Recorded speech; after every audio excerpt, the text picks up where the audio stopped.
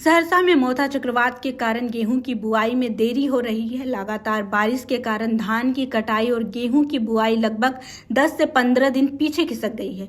जिले के कृषि पद अधिकारी संजय कुमार ने बताया कि किसानों के पास पर्याप्त बीज और 24,000 मीट्रिक टन खाद उपलब्ध है, इसलिए उन्हें चिंता करने की जरूरत नहीं है। अब तक 80% बीज किसानों में बांटा जा चुका है। कृषि विभाग ने स्वीट कॉर्न और बेबी कॉर्न की खेती को बढ़ावा देने के लिए किसानों को प्रशिक्षण और सब्सिडी देने की योजना बनाई है। जिले में 28 स्थानों पर प्रशिक्षण कार्यक्रम आयोजित किया जाएगा। वहीं 1125 हेक्टेयर में प्राकृतिक खेती भी की जाएगी। खाद और बीज की दुकानों की जांच में पिछले 6 महीनों में 8 दुकानों का लाइसेंस रद्द किया गया है। कृषि विभाग किसानों से अपील कर रहा है कि वो यूरिया का कम उपयोग करें। किसी भी शिकायत की स्थिति में विभाग तुरंत कार्रवाई करेगा। किसान अपनी समस्याओं के लिए जिला कृषि कार्यालय से संपर्क कर सकते हैं। की बुआई होनी थी, किन कारणों से गेहूं की बुआई में अभी देरी हुई है, क्या कारण है? लास्ट वाला बारिश जो है ना वो लेट से बारिश हुआ, इसीलिए खेत में नमी ज़्यादा हो गई थी, इसलिए फसल हरा रह गया था। वही हरा के कारण लेट से। तो ये आप लोग को खाद बीज समय पे मिलती है, क्या है व्यवस्था, भी क्या दिक्कत है?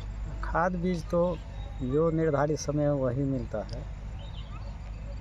समय पे मिल जाता है? हाँ, समय पे कोई दिक्कत नहीं होती है? नहीं। क्या नाम हुआ आपका? राजेंद्र दास।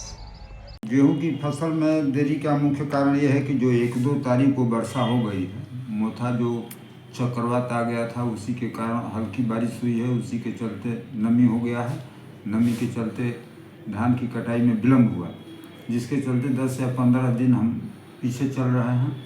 और पुनः हमारे यहाँ जो बीज है वो पर्याप्त मात्रा में उपलब्ध हो गया है, किसानों को बीज उपलब्ध कराया जा रहा है। जो हमारा टारगेट है वो 11,168 क्विंटल का है रबी बीज का, और जिसमें कि हम लोग 80% बीज वितरण कर चुके हैं। बीज में हमारा है मसूर है, सरसों है, तीसी, चना, गेहूँ, हरा मटर, स्वीट कॉर्न, बेबी कॉर्न का भी हम लोग नया इनोवेशन कार्यक्रम चला रहे हैं। पहली बार जिला में ऐसा कार्यक्रम चलाया जा रहा है जिसमें स्वीट कॉर्न और बेबी कॉर्न किसानों को उपलब्ध कराया जा रहा है, और इसके लिए प्रशिक्षण की व्यवस्था भी की जाएगी, और इसमें सब्सिडी भी है।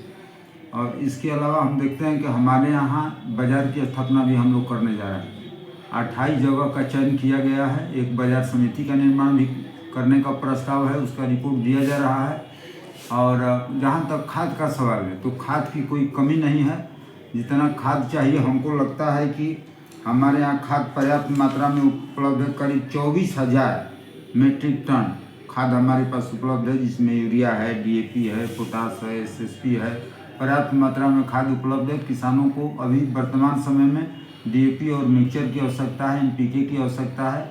यूरिया का प्रयोग तो किसान पहली सिंचाई के बाद करता है, इसलिए अभी खाद की कोई समस्या नहीं है। खाद की निगरानी के लिए पंचायत स्तर पर जितनी दुकान है उसके लिए कृषि समन्वयक, फर्टिलाइजर इंस्पेक्टर है। ब्लॉक स्तर पर प्रखंड कृषि पदाधिकारी को भी निर्देश दिया गया है। AD लोगों को भी जिला स्तर पर निर्देश दिया गया है। टास्क जो टीम हमारा होता है रेड करने के लिए, उसकी भी व्यवस्था हम लोग किए हैं। इन लोगों को रिस्पॉन्सिबिलिटी दिया है। किसी प्रकार टोल फ्री नंबर भी हम लोग जारी किए हैं। किसान को किसी प्रकार की कोई समस्या है तो टोल फ्री नंबर पर वे लोग बात कर सकते हैं। पटना मुख्यालय में भी टोल फ्री नंबर है, और दिल्ली में भी बहुत हमारे किसान जो जागरूक हैं वो दिल्ली में भी टोल फ्री नंबर पर शिकायत करते हैं, जिसकी जांच हम अधिकारी द्वारा करते हैं, और जांच रिपोर्ट के आधार पर संबंधित दुकानदार पर कार्रवाई की जाती है। अभी पटना मुख्यालय द्वारा भी जाँच किया जाता है। राज्य स्तर से भी टीम आती है, जाँच करती है, जिसमें अभी वर्तमान में हम लोगों ने अभी खरीद से लेकर अब तक 8 दुकानदारों को रद्द किया है, और एक दुकानदार पर स्पष्टीकरण पूछा गया। यानी हम लोग कार्रवाई के मामले में तत्पर हैं। इसमें किसी प्रकार की शिकायत अगर प्राप्त होती है तो इस पर तुरंत कार्रवाई होती है। हमारे ज़िले में नेचुरल फार्मिंग का भी कार्य किया जा रहा है। 9 प्रखंडों में क्लस्टर का चयन किया गया है। 1125 हेक्टेयर में करीब हम लोग लगा रहे हैं। इसमें 18 कृषि सखी का चयन किया गया है, और किसानों को नेचुरल फार्मिंग से संबंधित है उनको प्रशिक्षण भी वर्तमान समय में दिया जा रहा है। अन्य जो कृषि यंत्रीकरण की योजना है, हम लोग परमिट जारी किए हैं किसान का ऑनलाइन के आधार पर। जो पिछले वर्ष के किसान हैं उनको भी इसमें सम्मिलित किया गया है, कैरी फॉरवर्ड करके उनका भी लॉटरी में प्रयोग किया गया है। जो किसान चयन किए गए हैं उनको कृषि समन्वय को भेज दिया गया है रिपोर्ट, ताकि वो संबंधित किसान को सूचना दे सके और किसान है जो जाकर के अपना यंत्र खरीद सके। तो सारी व्यवस्था हमारे द्वारा की जा रही है और किसी प्रकार की कोई समस्या है इसका डायरेक्ट हम लोग अपने ऑफिस में भी किसान आता है उसका त्वरित हम लोग निदान करते हैं।